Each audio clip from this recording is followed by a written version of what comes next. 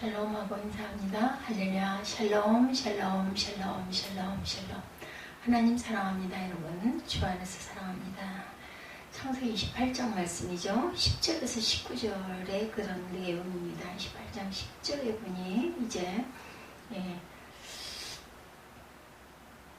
야곱이 부엘세바에 있었던 하란으로 향하여 가더니 한 곳에 이르러 해가 진지라. 거기서 유숙하려고 그곳에 한돌을 가져다 베개를 삼고 거기 누워 자더니 꿈에 본즉 사닥다리가 땅에 서 있는데 그 꼭대기가 하늘에 닿았고 또 본즉 하나님의 사자들이 그 위에서 오르락 내리락 하고 또 본즉 야훼께서 그 위에 서서 이르시되 나는 야훼니 너의 조부 아브라함의 하나님이요 이삭의 하나님이라. 내가 누워있는 땅을 내가 너와 내 자손에게 주리니 내 자손이 땅에 티끌같이 되어 내가 서쪽과 동쪽과 북쪽과 남쪽으로 퍼져나갈지며 땅의 모든 족속에 너와 내 자손으로 말미암아 복을 받으리라. 내가 너와 함께 있어 내가 어디로 가든지 너를 지키며 너를 이끌어 이 땅으로 돌아오게 할지라. 내가 내게 허락한 것을 다 이루기까지 너를 떠나지 아니하리라 하신지라. 야곱이 잠이 깨어 이르되 야곱께서 과연 여기 계시거늘 내가 알지 못하였도다. 이에 두려워하여 이르되 두렵도다. 이곳이요 이것은 다름 아닌 하나님의 집이요 이는 하늘의 문이로다. 야곱이 아침에 일찍 일어나 베개로 삼았던 돌을 가져다 기둥으로 세우고 그 위에 기름을 붓고 그 옷 이름을 베들이라 하였더라. 이 성의 옛 이름은 루스더라. 야곱은 성경에 나온 누구보다도 축복에 대한 갈망이 아주 강했던 사람이죠. 태어나면서부터 죽을 때까지 그 인생을 사로잡았던 단 하나의 주제가 있다면 축복이죠. 세상에 축복받기 싫어하는 사람은 아무도 없습니다. 누구도 자신의 계획이 있고 멋진 꿈이 있죠. 남들보다 좀 더 잘나고 싶고 좀 더 성공하고 싶죠. 더 멋진 인생을 살고 싶어 합니다. 저마다의 삶의 목표는 다르지만 그래도 이왕 태어났는데 폼나게 살고 싶죠. 기왕이면 야곱도 그렇게 강력한 성취 욕구를 가진 사람이었습니다. 그런 야곱이 에서와 쌍둥이 동생으로 태어났고 성경은 야곱이 형 에서의 발목을 잡고 태어났다 이렇게 성경에 기록되어 있죠. 과연 아기가 발목을 잡고 태어날 수 있는지는 모르겠습니다. 어쩌면 정말 발목을 잡고 태어났다는 의미보다는 그만큼 간발의 차이로 태어났다라는 형이 되고 아우가 됐다라는 그런 내용일 수도 있겠죠. 아니면 뭐 탯줄에 약간 얽혀서 그죠? 이렇게 해서 끌려 나온 야곱은 그렇게 억울한 동생이 되었어요. 한날 한시에 태어났는데도 동생이라는 이유로 자신이 그 집에 장남이 되지 못한다는 게 억울할 것 같기도 해요. 그죠? 쌍둥이인 경우에 바로 나온 뭐 30분 쌍둥이, 뭐 40분 쌍둥이 이게 아니라 바로 둘 다 동시에 나왔을 때 그러니까 형이 뭐 대수겠나. 그런데 그 당시 사회가 그랬다라는 거죠. 가부장적 사회, 서열 중심의 사회들이 대부분이 그렇듯이 우리나라도 높은 서열에 있는 것은 세상을 살아가기 좀 유리하죠. 그리고 장자에 대한 것이 우리나라만 해도 저도 기억이 납니다. 맏아들, 큰아들 대단하게 여기죠. 먹을 것도 이렇게 구별해서 주고 막 어머님들이 그랬어요. 그 당시로 장자 큰아들로 태어났다는 것은 몇 가지 특권을 가지고 태어났다는 말이고 아버지에게 축복을 받을 자격이 제일 먼저 축복받을 자격이 있었던 거죠. 작은 아들을 축복해 주지 않는 건 아닌데 큰아들은 아버지로부터 특별한 축복 기도를 받게 되죠. 그리고 형제들 가운데 지도자의 위치에 서게 됩니다. 큰아들은 아버지 바로 다음에 서열, 아버지가 안 계실 때는 그 맏아들이 아버지 다음이에요. 그래서 어머니들이 남편을 섬기다가 그 다음에는 아들을 섬기죠. 다른 아들보다 2배의 재산을 물려받게 됩니다. 그리고 또 하나 그 가문의 혈통을 이어받을 자격이 주어져요. 지금은 뭐 다 공평하지만 재산을 물려받는 것도 맏아들보다 2배나 받게 된다. 가문의 혈통을 이어받을 그런 자이기 때문이겠죠. 잘난 거라고는 먼저 태어난 것밖에 없는데 뭐야 너무 부당해. 동생의 마음으로는 그런 마음을 가질 수도 있죠. 그래서 형제들은 늘 싸우면서 자랍니다. 더구나 쌍둥이니 더더군다나 고만고만했겠죠. 동생 야곱은 장자권이 늘 탐이 났어요. 나이가 들어서 장성했을 때도 형이 장자권에 대한 미련이 남아있었던 것이고 장자권은 돈 주고 사거나 바꿀 수 있는 것이 아니었어요. 야곱은 이 집착을 버리지 않습니다. 끝까지 배고픈 형 에서에게 붉은 죽을 미끼로 장자권을 팔아라 해서 그래 너 가져가라 뭐 장난처럼 샀다는 거죠. 근데 그게 아무 효력이 없죠. 돈을 주고 산다고 동생이 형이 될 수는 없습니다. 하물며 팥죽 한 그릇을 먹겠다고 그럼 네가 형이라 한다고 동생이 형이 될 수는 없는 거죠. 그런데도 야곱은 형에게 장자권을 사고 마음에 간직을 하죠. 형에게 장자권을 샀다고 해서 달라진 것은 아무것도 없었습니다. 그 이후에도 에서가 야곱에게 당연히 형이라고 부르지 않고 팥죽 먹으려고 그냥 쉽게 던진 말이었을 것입니다. 여전히 에서가 형이죠. 야곱도 야곱입니다. 그걸로 자신이 큰아들이 되지 못한다는 것 또한 알고 있었을 것입니다. 진짜 장자가 되려면 아버지 이삭에게 직접 인정을 받는 수밖에 없어요. 그리고 마침내 아버지가 잔뜩 나이가 들어 이삭이 에서에게 축복해줄 시간이 왔을 때 27장의 말씀이죠. 이삭은 눈이 어두워졌어요. 사람을 제대로 알아보지는 못합니다. 제가 생각하기에는 좀 더 일찍 축복을 해줬으면 이런 일이 없을 텐데 이런 생각이 들기도 하지만 하나님의 뜻이 이루어지기 위해서였을 수도 있겠죠. 이삭은 에서에게 축복기도 해줄 테니 음식을 준비해라. 27장에 나오는 내용들이죠. 이삭은 아버지께서 좋아하시는 맛있는 고기 요리를 하기 위해서 산으로 둘러 뛰어다닙니다. 아주 좋은 사냥을 해야 되니까 그 사이에 야곱은 엄마와 함께 아버지를 속이기 위한 작전을 짜게 되죠. 어머니는 수십 년간의 요리 실력으로 아버지가 가장 좋아할 만한 요리를 준비했고 야곱을 에서처럼 분장을 시키죠. 몸에 털을 붙이고 형처럼 꾸몄어요. 이삭은 목소리는 야곱의 목소리인데 손은 에서의 손이라고 갸우뚱하지만 축복을 해주고 많은 내용이 27장에 그대로 드러나 있습니다. 27장 설교에 보면은 이렇게 나타나 있죠. 27장에 보면은 이삭이 그의 아들에 이르되 내 아들이 내가 어떻게 이같이 속히 잡았느냐 이제 20절에 보면 그러죠. 19절에 야곱이 아버지에게 대답하되 난 아버지의 맏아들 에서로소이다 속이는 장면이죠. 아버지께서 내게 명하신 대로 내가 했사오니 일어나 앉아 내가 사냥한 고기를 잡수시고 아버지 마음껏 축복하소서. 만져보죠. 왜 이렇게 빨리 잡았니? 그러고 목소리는 에서의 목소리인데 손을 보니 털이 있구나 하고 축복을 하는 그런 내용이 나타납니다. 아주 맛있게 요리를 하는 부분이 그 앞장에 보면 나오죠. 11절에 보면 그 어머니 리브가에게 이르되 내 형 에서는 털이 많은 사람이고 나는 매끈매끈한 사람입니다. 야곱이 얘기하죠. 그래서 야곱이 그 어머니 리브가에게 이르되 내 형 에서는 털이 많은 사람이요 아버지께서 나를 만지실진데 어머니가 그에게 이르되 내 아들아 너의 저주는 내게로 돌리리니 내 말만 따르고 가서 가져오라. 14절에 그가 가서 끌어다 어머니에게로 가져왔더니 그의 어머니가 그의 아버지가 즐기는 별미를 만들었더라. 리브가가 집안 자기에게 있는 그의 맏아들 에서의 좋은 의복을 또 가져다가 입힙니다. 작은 아들 야곱에게 입히고 염소 새끼의 가죽을 그의 손과 목에 매끈매끈한 곳에 붙여서 어떻게 붙였는지는 모르겠는데 입히고 자기가 만든 별미와 떡을 자기 아들 야곱의 손에 쥐어주죠. 야곱이 아버지에게 나가 내 아버지하고 그러니 내가 여기 있노라. 27장의 내용들입니다. 정말 아무리 생각해도 이삭이 속았을까. 상식적으로 아무리 눈이 어졌다 해도 눈이 어두워도 에서의 목소리와 야곱의 목소리 당연히 구분하죠. 목소리가 아니라고도 합니다. 더구나 본문에서 앞에 있는 사람의 목소리가 야곱의 목소리인 것을 알아차리면서도 그냥 축복 기도를 해주지는 않았을까. 물론 성경에는 이삭이 야곱을 먼저 축복하고 나서 에서가 자기도 축복해달라고 했을 때 심히 크게 놀라고 떨었다라고 기록되어 있어요. 몰랐던 것처럼 묘사하고 있습니다. 정말 몰랐을 수도 있죠.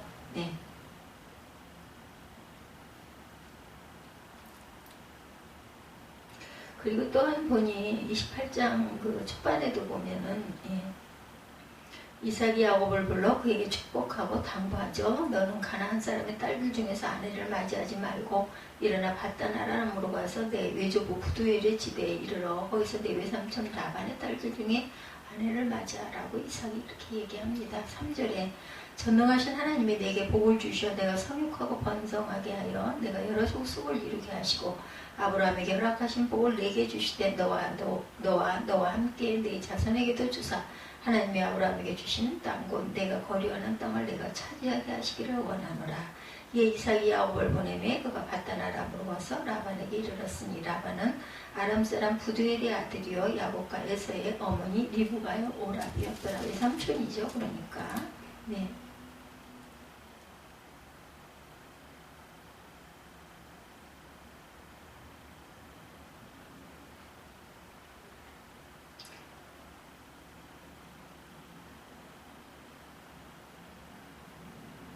네.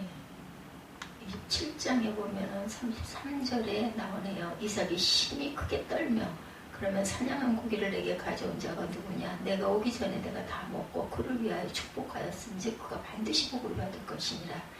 에서가 그의 아버지의 말을 듣고 소리내어 울며 그죠? 예, 아버지에게 이르되 내 아버지 내게 축복하소서 내게도 그리하소서. 이삭이 이르되 내 아우가 와서 소유의 내 복을 빼앗았도다. 에서가 이르되 그 이름을 야곱이라 함이 합당하지 아니하니까 그가 나를 속임 이것이 두 번째니이다. 전에는 나의 장자의 명분을 빼앗고 이제는 내 복을 빼앗았나이다. 또 이르되 아버지께서 나를 위하여 빌 복을 남기지 아니하셨나이까. 37절에 이삭이 에서에게 대답하 이르되 내가 그를 너의 주로 세우고 그의 모든 형제를 내가 그에게 종으로 주었고 곡식과 포도주를 그에게 주었으니 내 아들아 내가 내게 무엇을 할 수 있으랴. 38절에 에서가 아버지에게 이르되 내 아버지여 빌 복이 하나뿐이니까 내 아버지 내게 축복하소서 내게도 그리하소서 소리 높여 우니. 39절에 그 아버지 이삭이 그에게 대답하여 이르되 내 주소는 땅의 기름짐에서 멀고 내리는 하늘 이슬에서 멀 것이며 너는 칼을 믿고 생활하겠고 내 아우를 섬길 것이며 내가 매임을 벗을 때는 그 멍에를 내 몸에서 떨쳐버리라 하였더라. 그의 아버지가 야곱에게 축복한 그 축복으로 말미암아 에서가 야곱을 미워하여 신중에 이르기를 아버지를 곡할 때가 가까웠은즉 내가 내 아우 야곱을 죽이라 하였더니 마다를 에서의 이 말이 리브가에게 들리매 이에 사람을 보내어 작은 아들 야곱을 불러 그에게 이르되 내 형 에서가 너를 죽이려 그 한을 풀려하니 내 아들아 내 말을 따라 일어나 하란으로 가서 내 오라비 라반을 집으로 픽시나 내 형의 노가 풀리기까지 몇 날 동안 그와 거주하라. 내 형의 분노가 풀려 내가 자기에게 행한 것을 잊어버리거든 내가 곧 사람을 보내어 너를 거기서 불러오리라. 어찌 하루에 너희 둘을 이루랴. 리브가가 이삭에게 이르되 내가 햇사람의 딸들로 말미암아 내 삶이 싫어졌거늘 야곱이 만일 이 땅의 딸들 곧 그들과 같은 햇사람의 딸들 중에서 아내를 맞이하면 내 삶이 내게 무슨 재미가 있으리까. 이렇게 리브가가 이삭에게 간곡하게 부탁을 했습니다. 그래서 그 말을 듣고 이삭이 28장 1절에 보면 이삭이 야곱을 불러 축복하고 당부해서 가나안 사람 딸들 중에서 아내를 맞이하지 말고 바단 아람으로 내 외조부 부두엘의 집에 이르러 거기서 내 외삼촌 라반의 딸들 중에서 아내를 맞이하라. 이 아내의 말을 이삭이 잘 듣는 거죠. 그렇게 해서 이삭이 야곱을 먼저 축복하고 에서가 자기도 축복해달라고 했을 때 힘이 크게 떨었다 이렇게 나와 있습니다. 34절에 더 이상한 장면은 에서가 자기에도 축복해달라고 부탁했을 때 에서가 그의 아버지의 말을 듣고 소리를 질러 슬피 울며 아버지에게 이르되 내 아버지 내게 축복하소서 내게도 그리하소서. 그럼 야곱에게 축복한 것은 어쩔 수 없고 나도 축복해 주십시오. 내 동생 축복한 것처럼 형도 나도 똑같이 축복해 달라는 건 어렵지 않죠. 만약 그렇게 해달라고 했으면 너무 안타까워서라도 해줬을 것 같아요. 그런데 그 시대에는 아마 축복을 했으면 더 이상 다시 한번 그렇게 할 수는 없는 것 같습니다. 그러니 에서가 울면서 37장 38절에 아버지에게 이르되 내 아버지여 빌복이 하나뿐이니까 더 빌어줄 복이 없다고 하니까 내 아버지 내게 축복하소서 내게도 그리하소서 하고 소리 높여 봅니다. 이삭이 에서를 위해 기도한 내용을 보면 공동 번역 성경에 가장 번역이 잘 되어 있는데 내가 살 땅은 기름지지 않은 땅 하늘에서 이슬 한 방울 내리지 않은 땅이다. 칼만이 너의 밥줄이 될 것이고 너는 아우를 섬겨야 할 것이다. 내 스스로 힘을 길러 그가 씌워준 멍에를 모여서 떨쳐버려야 하리라. 축복을 해달라고 했더니 되려 어떻게 보면 저주스러운 그런 내용을 이야기합니다. 이 바람에 에서는 야곱에 대한 복수가 불타서 죽이려는 마음을 먹게 되죠. 그래서 어머니가 야곱을 외삼촌 이사는 하란 땅으로 피스질을 시키게 된 거고, 형의 분노가 풀릴 때까지 그곳에서 살아라. 형의 화가 풀리면 사람을 보내서 다시 불러오기를 약속을 하죠. 그런데 그 다음 이야기, 여러분의 성경을 읽을 때 지나치는 부분일 수도 있는 37장 46절, 리브가가 이삭에게 이르되 내가 햇사람의 딸들로 말미암아 내 삶이 싫어졌거늘 야곱이 만일 그 땅의 딸들이 그들과 같은 햇사람의 딸들 중에서 아내를 맞이하면 내 삶이 내게 무슨 재미가 있으리까. 리브가가 이삭에게 그동안 에서가 결혼한 햇사람 며느리 때문에 내가 너무 들었었다라고 이야기를 합니다.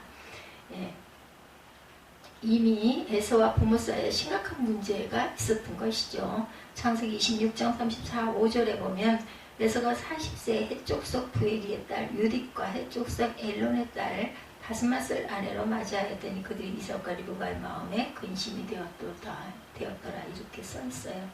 에서가 이방인과 결혼을 했고 그래서 그들이 이삭과 리브가의 마음에 근심이 되었다. 에서는 이스라엘의 정통성을 이어받기에는 너무나 큰 결격 사유가 있었던 거죠.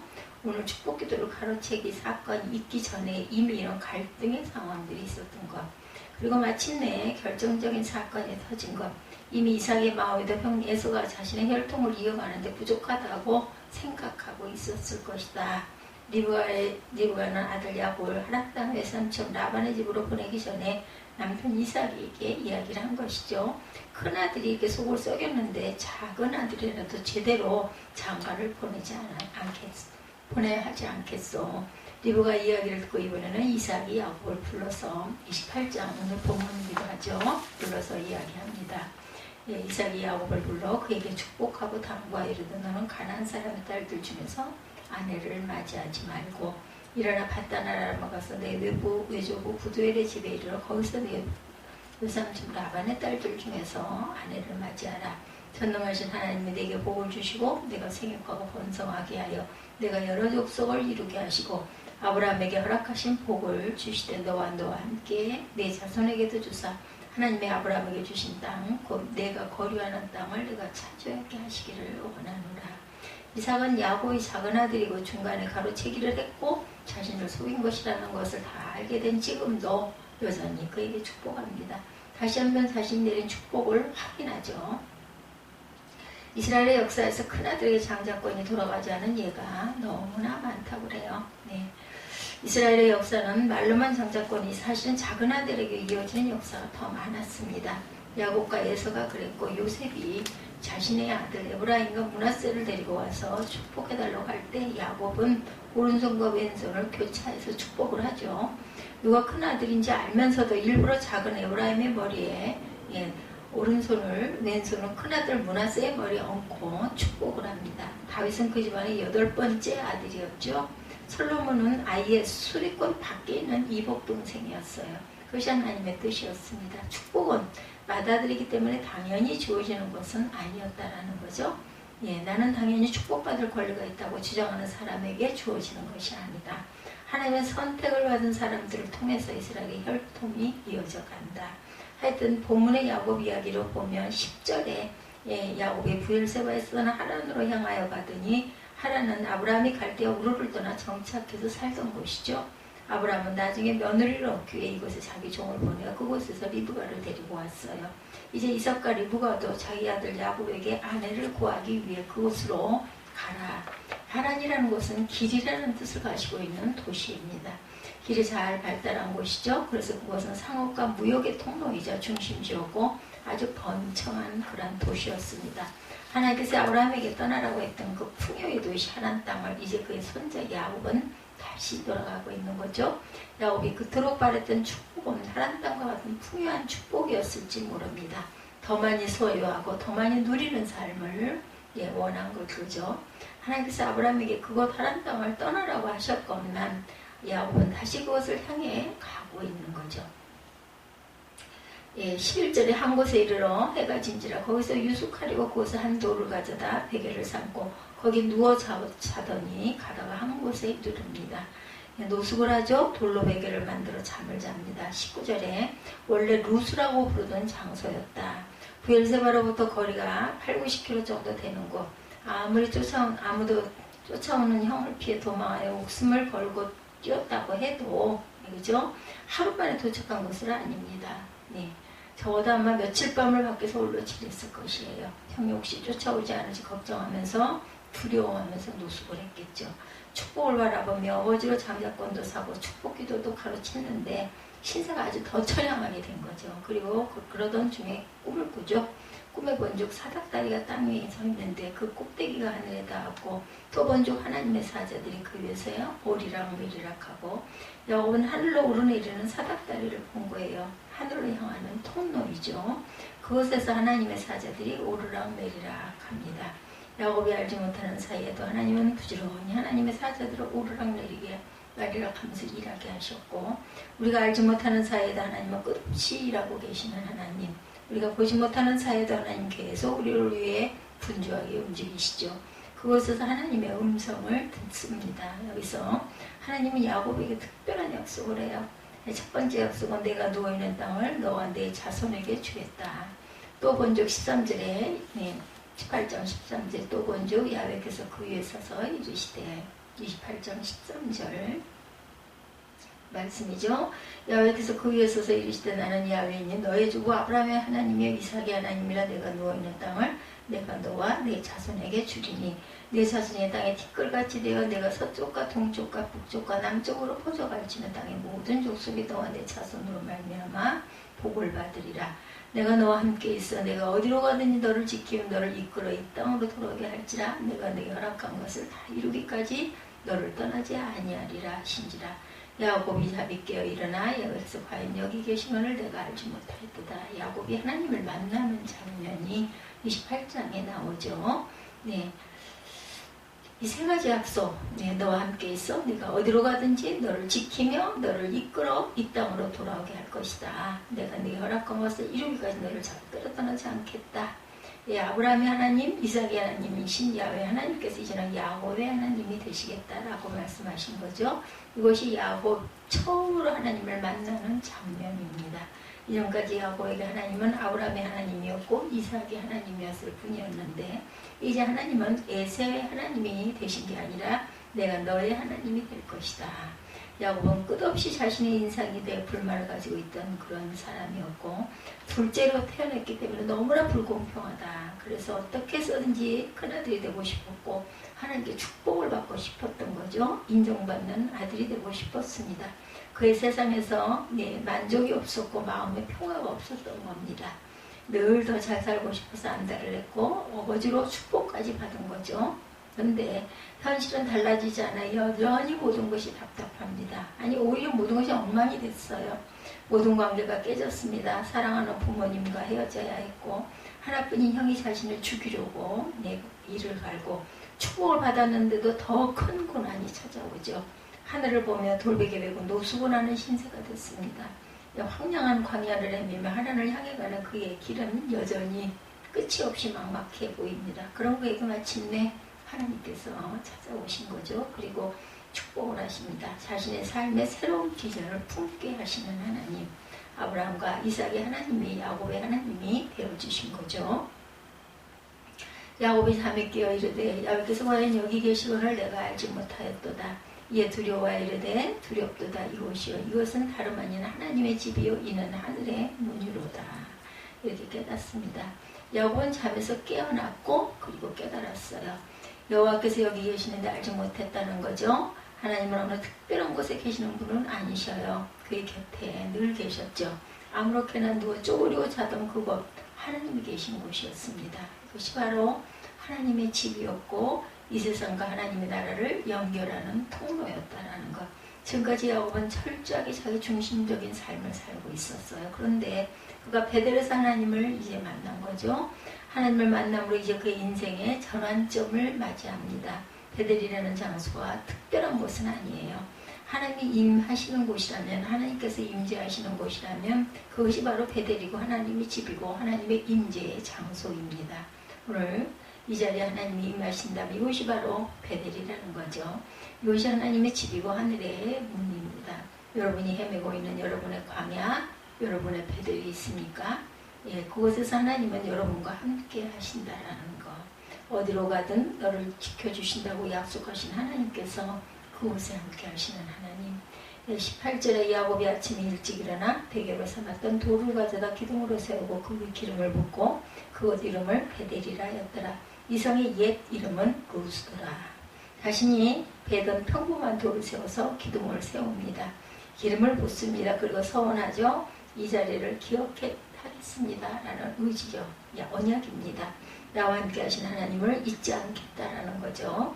자신의 인생이 홀로 이 넓은 세상을 부딪혀 싸워야 하는 외로운 싸움이 아니고 하나님께서 함께 하신다는 사실을 기억하기 위해서 자신의 결단이죠.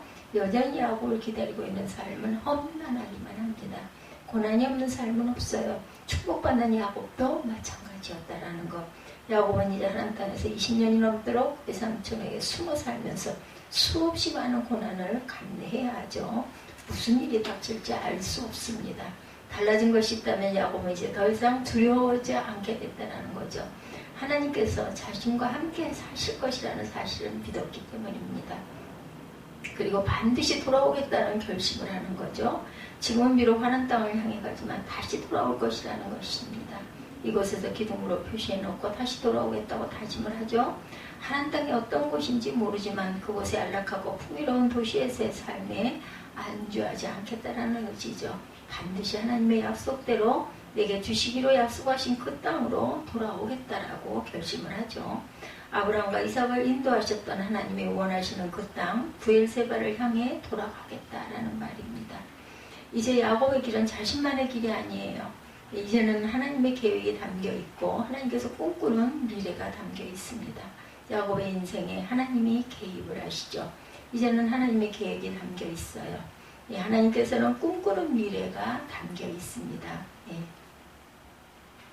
야곱의 인생에 하나님이 개입을 하셨고 하나님께서 꿈꾸는 미래를 다시 주신 거죠. 하나님 이제 야곱을 통해 이스라엘을 세우실 것입니다. 오늘 우리의 삶이 어쩌면 저 베델 땅과 같을지 모르죠. 어디로 가야 할지도 모르고 약속하신 축복이 보이지도 않아요. 쉽게. 더 나빠지기도 합니다.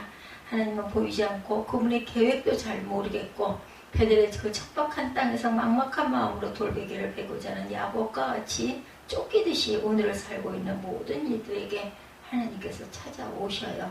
아니 이미 찾아오셨어요. 늘 곁에 함께 계십니다. 그리고 우리가 서 있는 이곳이 베델임을 알려주시죠. 하나님과 함께 있는 모든 곳이 하나님의 나라의 문이고 하나님의 집임을 알려주시죠. 그리고 우리에게 또다시 소망의 말씀으로 용기를 주십니다. 오늘 하나님께서 우리에게 하시는 말씀에 우리 모두 다시 한번 힘을 얻으시기 바랍니다. 내가 너와 함께 있어 내가 어디로 가든지 너를 지키며 너를 이끌어 이 땅으로 돌아오게 할지라.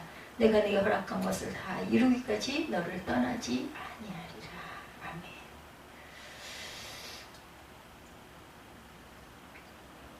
이 결단과 이 말씀과 또한 우리의 기도가 항상 하나님이 나와 함께 하신다라는 것을 잊지 않는 저와 여러분이 되시기를 주님의 이름으로 축복합니다.